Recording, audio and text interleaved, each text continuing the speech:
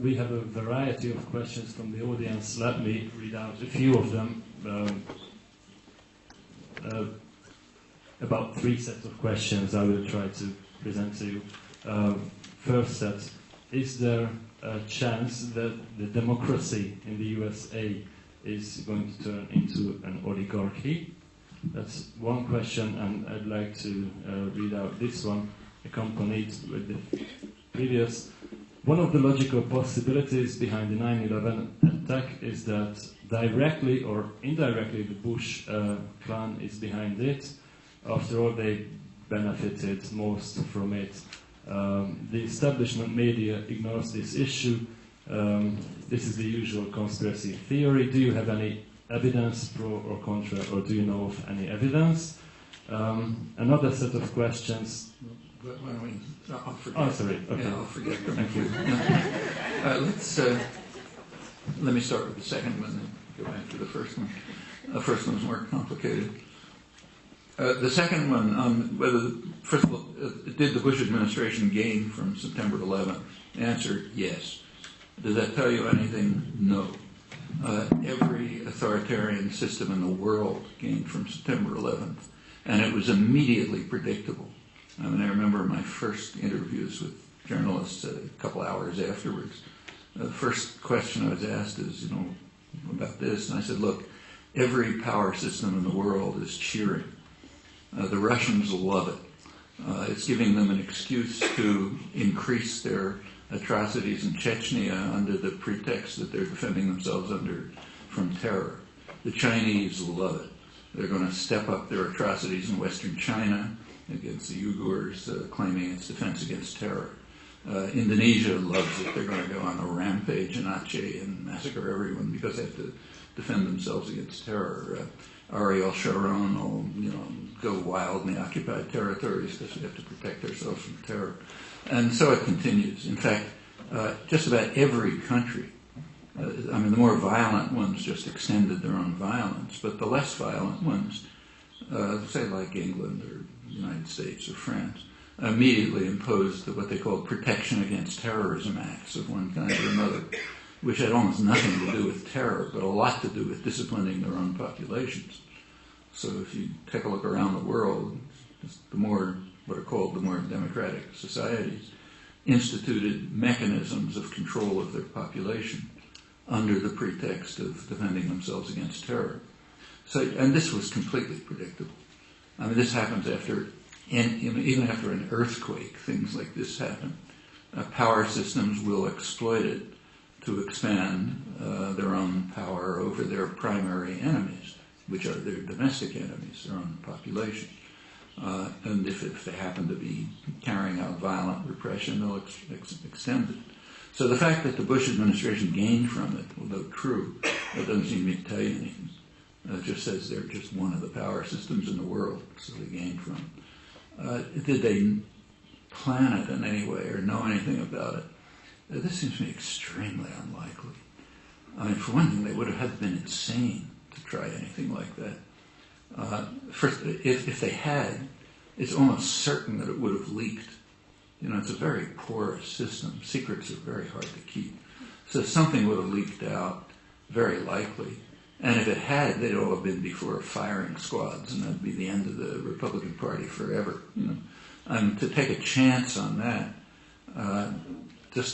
even if you could control what would, further, it was completely unpredictable what was going to happen. You couldn't predict that the plane would actually hit the World Trade Center. It happened that it did, but could easily have missed. So you could hardly control it. But what you could be almost certain of is that any hint of a plan would have leaked and would have just destroyed them. And to take a chance on something like that would be meaningless. Now, if you look at there's a big industry in the United States on the left as well. You should see the email that I get.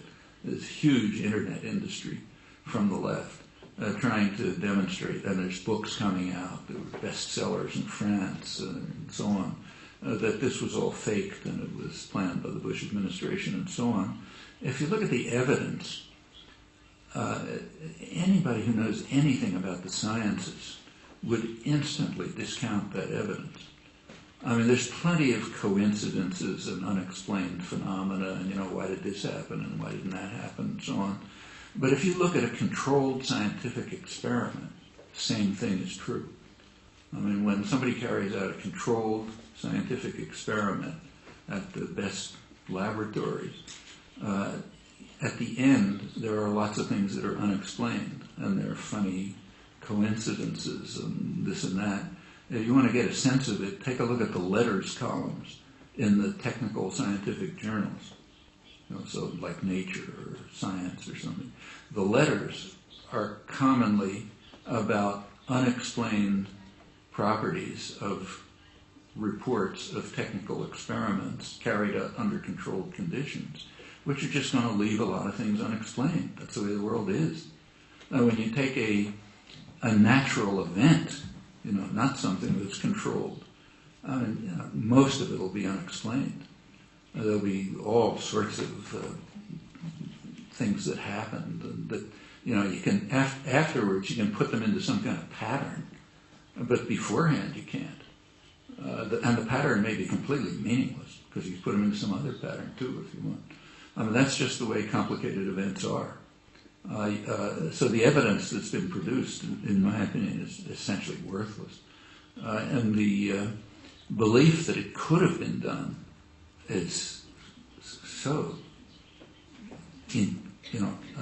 has such low credibility that I don't really think it's serious. I should say that, I'm pretty isolated on this in the West. I mean, a large part of the left completely disagrees on this and has all kind of elaborate conspiracy theories and, about how it happened and why it happened and so on. But I think it just, first of all, I think it's completely wrong, but also I think it's diverting people away from serious issues. I mean, it just doesn't make any, even if we're true, which is extremely unlikely, who cares? It doesn't have any significance. But it's a little bit like the huge energy that's put out on trying to figure out who killed John F. Kennedy. Who knows? And who cares? Plenty of people get killed all the time. Why does it matter that one of them happened to be John F. Kennedy? If there was some reason to believe that there was a high-level conspiracy, it might be interesting. But the evidence against that is just overwhelming. And after that, it's just a matter, if it happened to be a jealous husband or the mafia or someone else, what difference does it make? It's just taking energy away from serious issues onto the ones that don't matter. And I think the same is true here. It's my personal opinion. The question of whether the United States has become an oligarchy is actually the wrong question because it presupposes that it was once a democracy, but it wasn't. In fact, if you look at it's not even claimed to be. That's just public propaganda. But if you look at sort of, political science literature, people who try to be more or less serious about politics, it's not even called a democracy. The technical term that's used for it is a polyarchy. Polyarchy is a system of elite control and public ratification. So the job of the public in a polyarchy is to show up every couple of years and push a button and choose among a small leadership group from essentially the same class and background and interest. And then the public's supposed to go home and buy shoes or something like that, but not involve themselves in public affairs. It's the job of the leadership, the responsible men, as they call themselves, to make the decisions. That's the way the country was set up. So, again, you go back to the Constitutional Convention. James Madison, the main framer of the Constitution, was very explicit about it. He said we have to set up a system in which power is in the hands of what he called the wealth of the nation. The men who have, only men of course, the men who have sympathy for the rights of property owners and who understand that the goal of government is to protect the minority of the opulent against the majority. I'm quoting, actually. Those are all quotes from, you don't read that when you go to school, But if you go back to the Constitutional Convention where they were talking openly, that was the idea. And the political system was set up to have that result. I mean, that's why there's so much power in the Senate. The Senate was the wealth of the nation, and only elected occasionally every 6 years. And that's why there's so much power in the presidency as compared with parliamentary systems. And the effort to break the rest up into sort of factions and separate them and so on was part of a way of ensuring this. Well, as I said, this has been a struggle ever since. I mean, popular groups don't like it, so there's constant struggles to bring more democracy and constant efforts to repress them. And that's the whole of American history, and it goes in cycles. There are gains, there's repression, and so on. We happen to be in the middle of a very repressive cycle. It's reflecting what happened in the 1960s. In the 1960s, there was a tremendous wave of democratization. Lots of people just became engaged in the public arena and organized. Women, young people, farmers, everyone. It was a period of enormous activism and engagement. That's one of the reasons why it has such a negative image.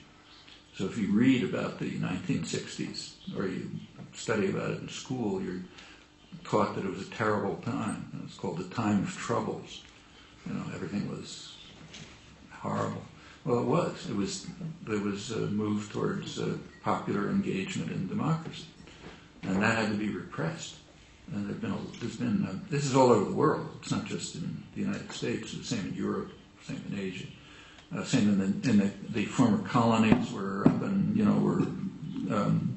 resistance movements were developing, liberation movements. It looked like the world was falling out of control. And since then, there's been a large-scale wave of repression on every front. Some of it's ideological, some of it is in the international economy, the neoliberal mechanism, so-called. Their main role is to try to constrain democracy. I mean, they have an economic effect too, mostly harmful. But the most important aspect of them is they're directed against the threat of democracy. And that's happening internal to the United States as well in many different ways. And again, there's resistance. The activism that's going on, which is substantial, is a resistance to this. But there is no question about the United States becoming an oligarchy. It was designed that way. It's never been that different. In fact, you can just take a look at the election that's coming up in next November. Take a look at it. The two candidates, they were both born into backgrounds of substantial wealth and political power. They both went to the same elite university.